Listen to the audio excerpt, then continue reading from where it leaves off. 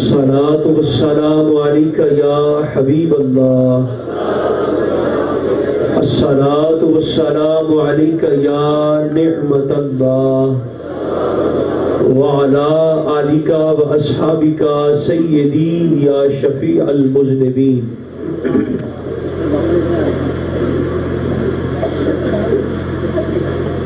اللہ تبارک و تعالی جل مجدہ العظیم کی حمد و ثنا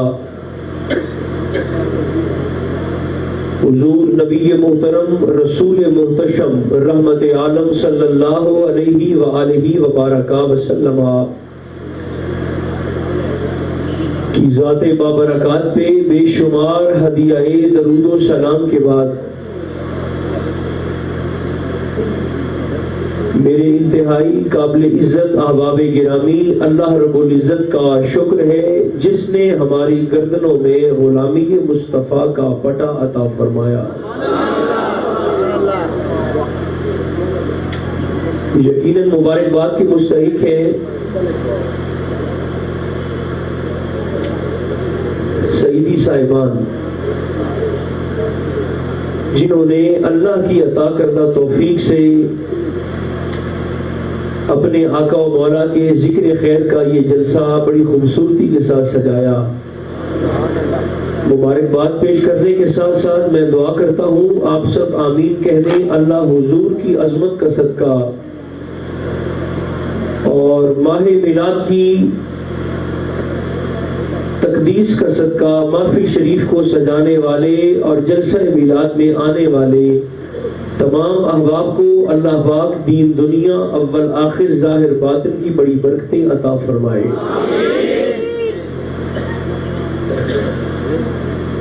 آپ کی خدمت میں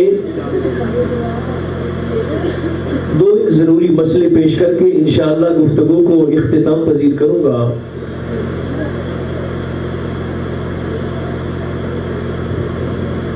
کچھ لوگ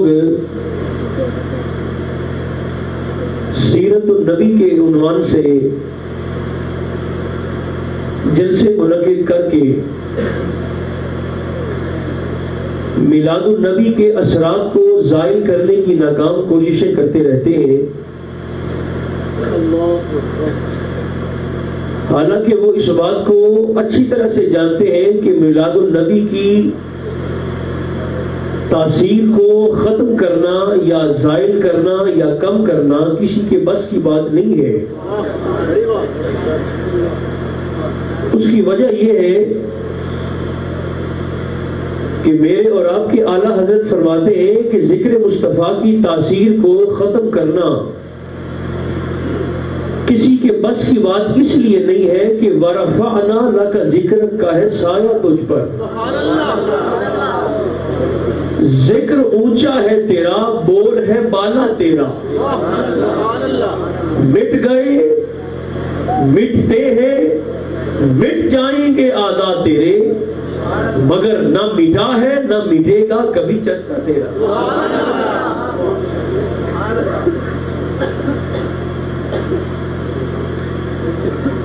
نوجوان بھائیوں، میلاد النبی کی جڑیں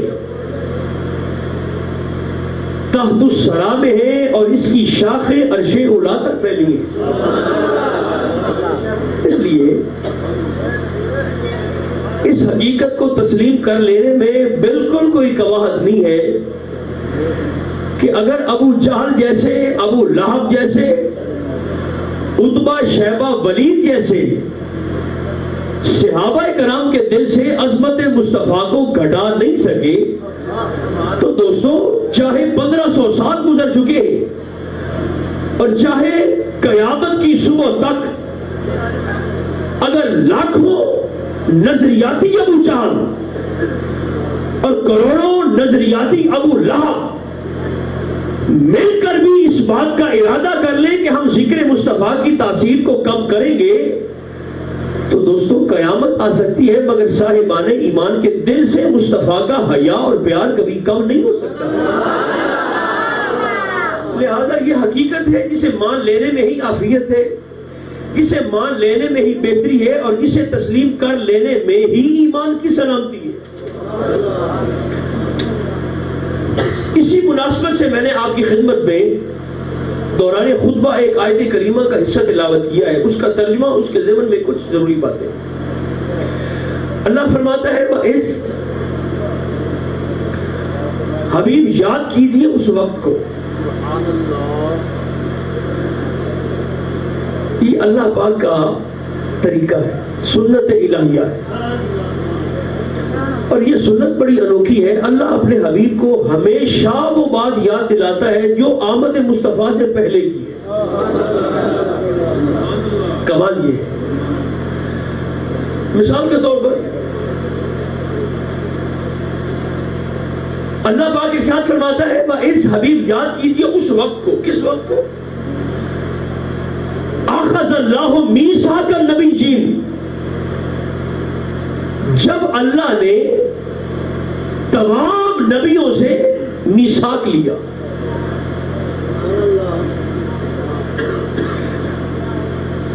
اب یہ وقت وہ ہے کہ جب تخلیق آدم بھی نہیں ہوئی، یعنی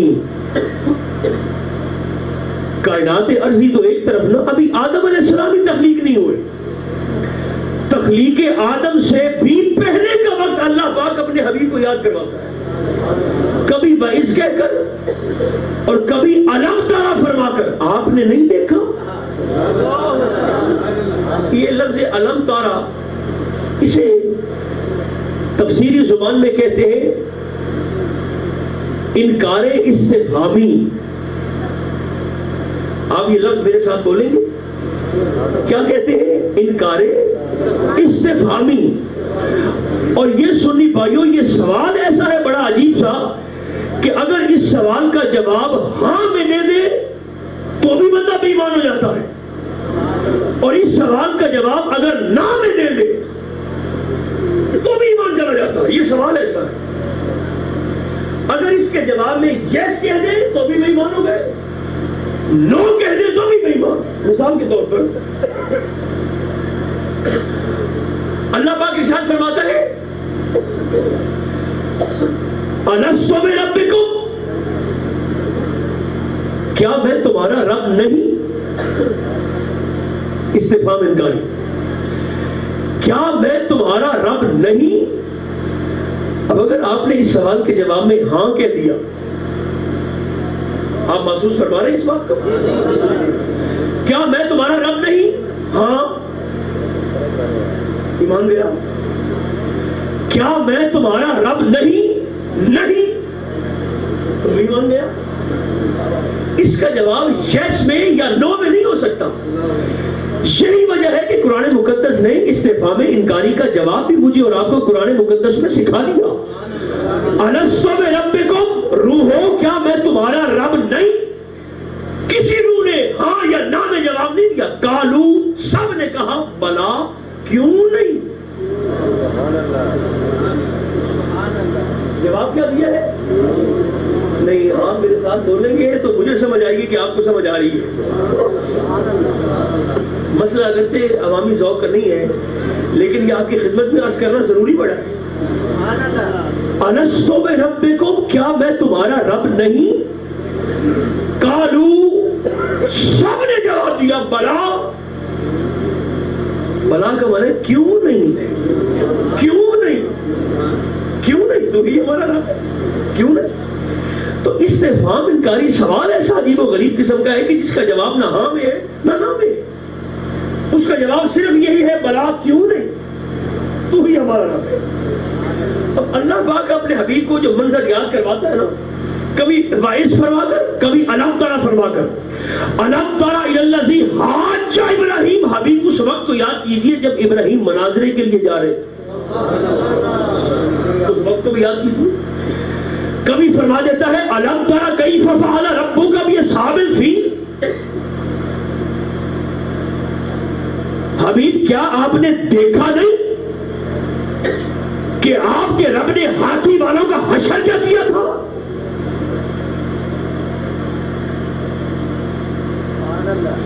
یہ ہاتھیوں کا واقعہ جانتے ہیں نا، ابرہہ بے ایمان تھا، بادشاہ تھا جس نے بیت اللہ شریف کو منہدم کرنے کے لیے ہاتھیوں کا لشکر بھیجا، ابراہ کے ہاتھی آئے اور اللہ پاک نے ہاتھیوں کے مقابلے میں چھوٹی چھوٹی ابابیلوں کو بھیج دیا.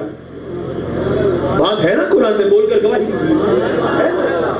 ابراہ کے ہاتھی آئے اور اللہ کی چھوٹی چھوٹی ابابیلیں آئیں. اب یہ بھی بول کر گواہی دے دے کہ اللہ کی ابابیلوں نے ابراہ کے ہاتھیوں کو نیست و نابود بھی فرمایا تھا.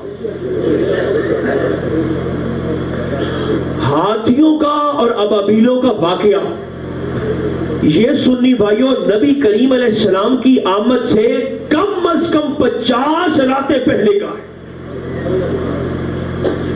آمد مصطفیٰ سے 50 راتیں پہلے کا یہ واقعہ.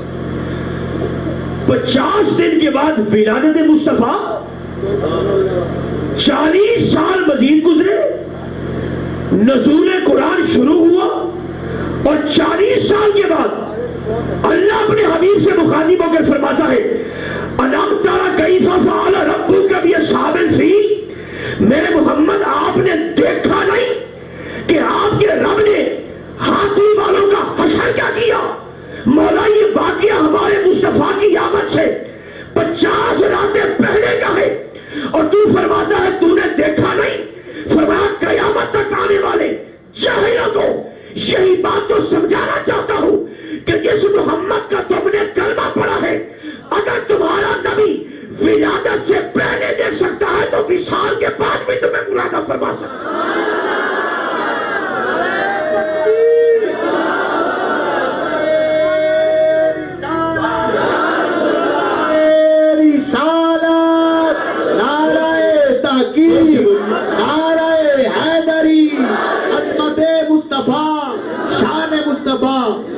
شاہ صاحب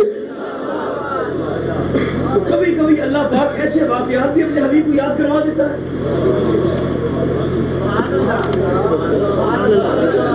میں دونوں مثال عرض کروں.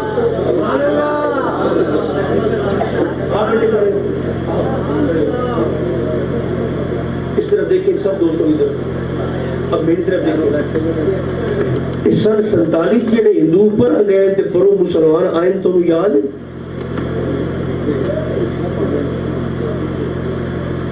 اس سے آسان طریقہ آپ کو مسئلہ سمجھانے کے لیے میرے پاس نہیں تھا.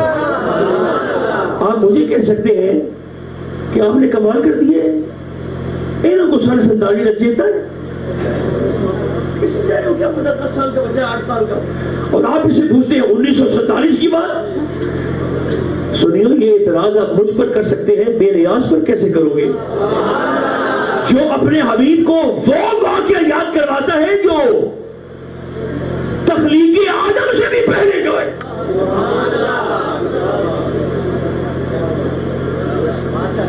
حبیب ذرا یاد کرو اس وقت کو. کس وقت کو؟ اخذ اللہ میثاق النبیین, جب اللہ نے نبیوں سے میثاق لیا. میثاق کو سمجھتے؟ وثیقہ نویس نہیں ہوتے, وثیقہ نویس معاہدہ لکھنے والے. معاہدہ تو معاہدہ ہے مگر اسے وثیقہ اس لیے کہتے ہیں کہ وہ پکا معاہدہ ہوتا ہے, پکا. اللہ فرماتا ہے حبیب ذرا یاد کیجئے اس وقت کو جب آپ کے رب نے پکا وعدہ لیا. اور لیا کس سے؟ ایرے غیرے نتو خیرے سے نہیں, نبی جی نبیوں سے لیا.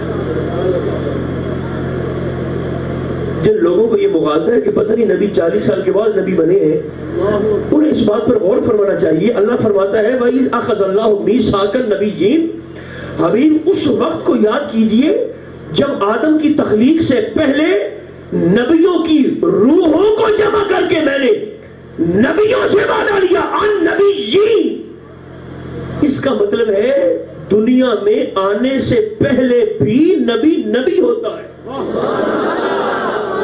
اللہ نے یہ نہیں فرمایا جب میں نے وعدہ لیا نبیوں سے, ارواح سے وعدہ لیا نہیں, بندوں سے وعدہ لیا نہیں.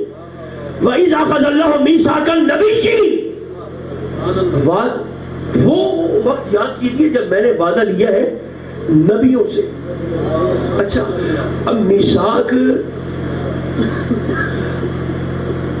ہمارے سوسائٹی میں, معاشرے میں میثاق اس معاہدے کو کہتے ہیں, اور میثاق ہوتا اس لیے ہے تاکہ دونوں میں سے کوئی ایک پارٹی بھی بھاگ نہ سکے.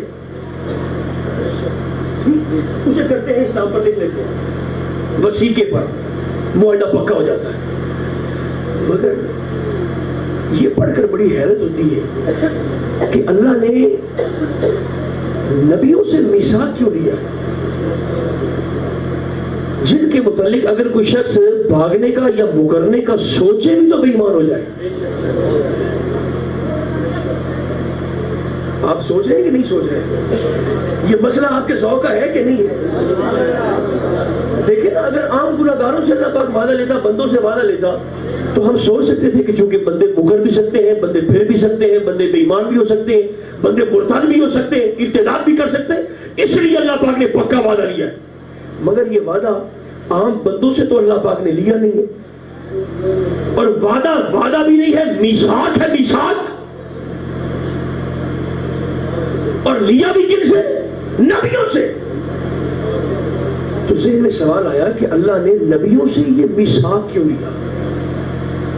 علامہ راضی بڑی خوبصورت بات ارشاد فرماتے ہیں.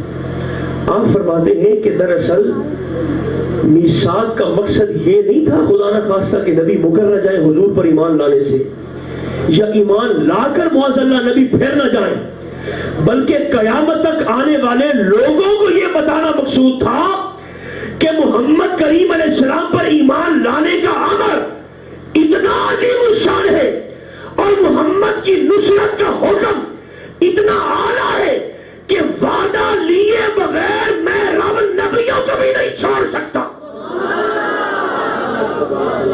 نبیوں سے بھی وعدہ لوں گا، پیغمبروں سے، رسولوں سے بھی وعدہ لوں گا. عام لوگ تو عام لوگ رہ گئے، میں رب مصطفیٰ پر ایمان کا میثاق رسولوں سے لوں گا. سنی بھائیو، خدا را اس بے وقوفی سے نکلو. کوئی سنی نہیں ہے، کوئی دیوبندی نہیں ہے. ایک جاہل ابھی پونا گھنٹہ پہلے مجھ سے کہہ رہا تھا یہ دیوبندی کیا ہے، شیعہ کیا ہے، اہل حدیث کیا ہے، بریلوی کیا ہے؟ ہم تو صرف مسلمان ہیں. ادھر دیکھیے، کوئی نہیں خودکش بمبار نہیں ہے، میری طرف دیکھیے. آپ اس حماقت سے نکلیے، اور جو خود ساختہ مجتہد ہیں، گلی گلی میں پڑے ہوئے، گھر گھر میں لیٹے ہوئے، اس جہالت کی بات سے نکلیے. کیونکہ ہم تو صرف مسلمان ہیں، ہم تو سادے سے مسلمان ہیں. میں نے کہا کتنے ایک سادہ ہے تم، مرزائیاں تو بھی زیادہ سادہ ہے، قادیانی سے بھی زیادہ سادہ ہے تو. قرآن تیرا مرزائی کا ایک جیسا، نماز تیری اور مرزائی کی ایک جیسی، حج کا طریقہ تیرا اور مرزائی کا ایک جیسا، روزہ تیرا اور مرزائی کا ایک جیسا، داڑھی تیری اور مرزائی کی ایک جیسی. کیا فرق کرو گے مسلمان کا اور مرزائی کا؟ نیری نماز پڑھ کر، نیرا روزہ رکھ کر. ایک جاہل کہتا ہے نبی کی ذات سے محبت اسلام کا مقصود ہی نہیں ہے، بس نبی کی بات سے محبت کرے، حضور کی سیرت سے پیار کرے. سورت سے محبت کیا ہے؟ سیرت سے پیار کرو. میں نے کہا تجھ سے بہتر اس دور کے کافر تھے جو کم از کم سرکار کی ظاہری نفاست کو دیکھ کر حضور پر جان تو چھڑکتے تھے. آپ نے یہ سنا ہوگا کہ صحابہ پیار کرتے ہیں، آل بیت پیار کرتے ہیں، غلام پیار کرتے ہیں، مگر آپ نے یہ نہیں سنا ہوگا کہ کافر بھی حضور کی نفاست کی وجہ سے مصطفیٰ سے پیار کرتے ہیں. دیکھیے، اور آپ کے شوق طبع کے لیے یہ بعض خطیبانہ جملہ نہیں ہے کہ کافر سرکار سے پیار کرتے ہیں. آپ کے شوق طبع کے لیے ایک کافر ہے، اس کا نام ہے مطعم بن عدی. تھا بھی کافر، رہا بھی کافر، مرا بھی کفر پر، مرا بھی کفر پر، مگر حضور سے پیار اتنا کرتا ہے، سرکار سے محبت نہیں کرتا ہے حضور کی نفاست کی وجہ سے. اور نفاست ایسی ہے کہ 63 سالوں میں جس میں مصطفیٰ پر کبھی مکھی نہیں بیٹھی. نہیں ایسے نہیں، آپ جو خاموش ہیں آپ ہی تو بولیے نا سبحان اللہ. لعاب دہن رسول میں اللہ نے برکت بھی رکھی ہے، شفا بھی رکھی ہے، مٹھاس بھی رکھی ہے. حضور نے زندگی پر کبھی چبائی نہیں لی، سرکار نے کبھی انگڑائی نہیں لی، زندگی پر 63 سالوں میں نفاست ایسی ہے. تو بے ایمان کافر بھی وہ سرکار کی بات سے نہیں، حضور کے نظریات سے نہیں، سرکار کی ذات سے محبت کرتے ہیں اور کتنا پیار کرتے ہیں. آپ غور فرمائیے، مطعم بن عدی ہے کافر. ابو جہل جو کہ چودھری تھا مکہ کا، اس نے سرکار دو عالم علیہ السلام کا اور آپ کے قبیلے بنو ہاشم کے لوگوں کا، آپ جانتے ہیں، بچے بھی جانتے ہیں، 3 سال تک سوشل بائیکاٹ کر دیا، معاشرتی مقاطعہ. شیب ابی طالب نے آپ کو قید کر دیا، سرکار دو عالم علیہ السلام کو اور بنو ہاشم کے لوگوں کو. قربان جاؤں عظمت ابو بکر صدیق پر.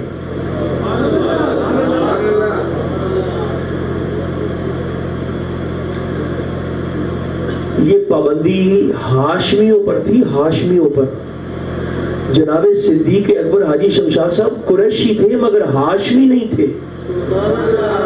مگر سرکار ابو بکر کا نبی کریم علیہ السلام کی ذات کے ساتھ محبت کا تعلق دیکھیے. قید کی پابندی ہے نبی کریم علیہ السلام پر، بنو ہاشم پر، قریشیوں پر نہیں. مگر 3 سال تک جناب صدیق اکبر پر پابندی نہ ہونے کے باوجود آپ نے خود کو اپنی مرضی سے 3 سال تک حضور کے ساتھ قید کر دیا. مصطفیٰ کا ہے وہی حال ہے. 3 سال تک آپ نے خود کو اپنی مرضی سے قید کر دیا. اور مطعم کا پیار دیکھیے، کیونکہ بدبختی ایسی تھی کافروں کی کہ کھانے پینے کی چیز بھی نہیں جا سکتی، پابندی بھی، سوشل بائیکاٹ تھا. اور بیلیو سیدی صاحبان کو لاؤن آلے ہوں، یہ مطعم بن عدی کیا کرتا ہے؟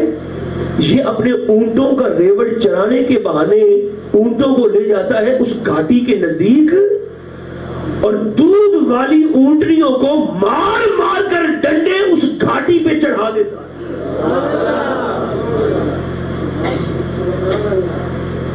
کون بولا؟ بولو نا، آپ بولو. کافر مطعم بن عدی اونٹنیوں کو ڈنڈے مار مار کے. حاصل پور والوں سے بڑھ کے کون جانتا ہے کہ اونٹ کو صحرائی جہاز کہتے ہیں؟ اونٹ کبھی پہاڑوں پر نہیں چڑھتے، زمین پہ چڑھ سکتا ہے مگر ایسے پہاڑ پہ کبھی نہیں چڑھتے. مطعم کا حضور کے ساتھ پیار دیکھیے.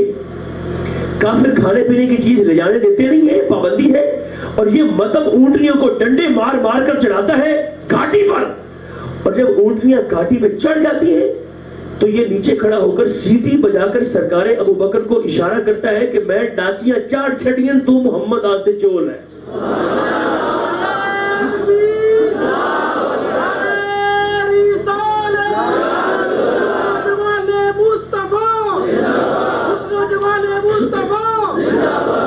تین سال تک یہ مطعم بن عدی ہر روز اپنی اونٹنیوں کو چرانے کے بہانے لے جاتا رہا ہے اور اپنے مذہب والے، چونکہ وہ بھی مشرک تھے، بے ایمان تھے، یہ بھی کافر تھا، بے ایمان تھا یہ بھی، اور وہ سردار بھی تھے مکہ کے. سرداروں کی مخالفت مول لے کر دوستوں حضور کے ساتھ اس کا پیار کا تعلق دیکھیے. سرداروں سے مخالفت مول لے کر بھی اس نے 3 سال تک ہر روز سرکار دو عالم علیہ السلام کی بارگاہ میں لنگر پہنچایا. مرا بھی کفر پر کافر مرا. اور پھر ایسا بھی نہیں ہے کہ صرف یہی پیار کرتا ہے. آج نوجوان کچھ ٹیلی فون پہ کہتے ہیں، کچھ براہ راست کہتے ہیں کہ بڑا پیار میں کرتا ہوں مگر وہ نہیں کرتا، میں تو اسے مرتا ہوں. قابل نہیں رہ گیا، روزی کمانے کے، دکان میں دل نہیں لگتا، گھر میں دل نہیں لگتا، مرنے والا ہوں، پیار نہیں کرتا مجھ سے. کہ میں کہا چبڑ محبوب تو رکھیا کیوں ہے؟ ایڈا گھٹیا محبوب تیرا کہ تو پیچھے پیچھے پھرتا ہے، وہ آگے آگے جاتا ہے، تجھے تکتا نہیں ہے.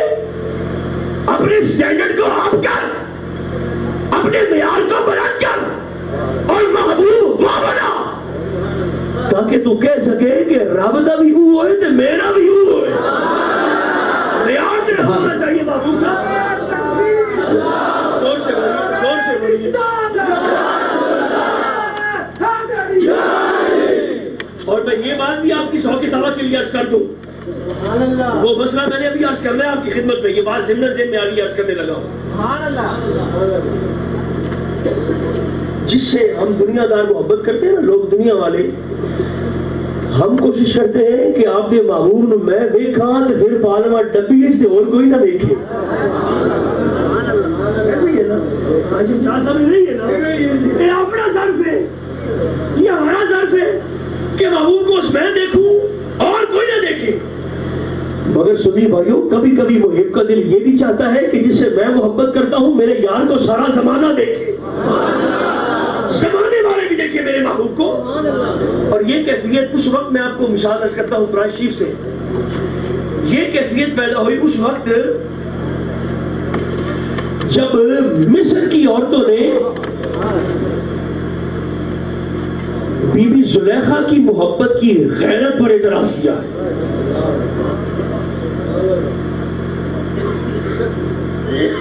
اعتراض قرآن شریف میں آ گیا۔ اعتراض کیا کیا؟ انہوں نے کہا زلیخا یہ تیرا معیار ہے، یہ تیرا سٹینڈرڈ ہے، عزیز مصر کی بیوی ہو کر، مصر کی ملکہ ہو کر ایک غلام کو دل دے بیٹھی ہے؟ اور غلام بھی وہ جس کے خریداروں میں سود کی اٹی لے کر ایک بوڑھی اماں بھی کھڑی ہے، یہ بکتا بکاتا کنان سے یہاں پہنچا ہے، غلام سے پیار کرتی ہے، غلام کو دل دے بیٹھی ہے۔ اب انہوں نے غلام غلام غلام کی رٹ لگائی نا، تو آپ مصر کی ملکہ تھی، چاہتی تو دو دو ڈنڈے لگوا کر سب کی زبانیں چپ کروا دیتی، مگر نہیں ہوا۔